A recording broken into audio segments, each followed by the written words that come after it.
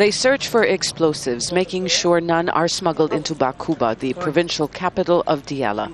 They look for members of armed groups.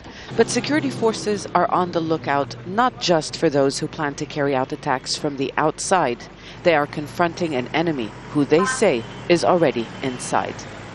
They didn't check the backgrounds of the police officers they recruited. Diyala was in need of security men because of the violence, and some who joined the police were from armed groups. We have made arrests, including officers. The Diyala police force is infiltrated by armed groups. Officials here admit this. It's just one of the many challenges authorities face to bring about security. No doubt security has improved when you compare it to previous years, but this province is still not safe. Diyala used to be an Al-Qaeda stronghold. They are no longer as strong as they were, but they're still here. Al-Qaeda is still here, but they only have sleeper cells. The members are Iraqis and their leaders are Arabs. They can find safe havens because some people support their ideology.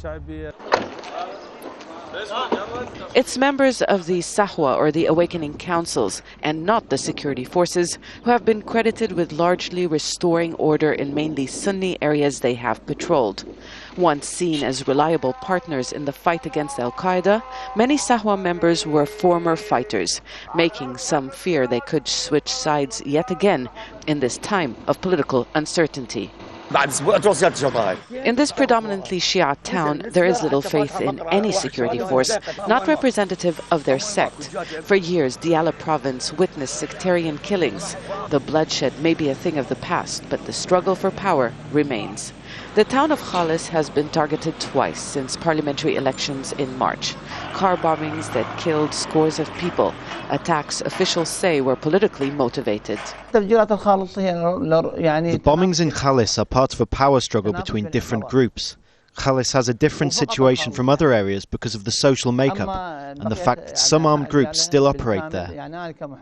Diyala is one of the few regions where the U.S. military is still present and supports Iraqi forces, but in a few months they will leave. Iraqi forces will be in charge of pacifying the region, but first they will have to make sure they are all on the same side. Zeina, Khodr, Jazeera, Diyala.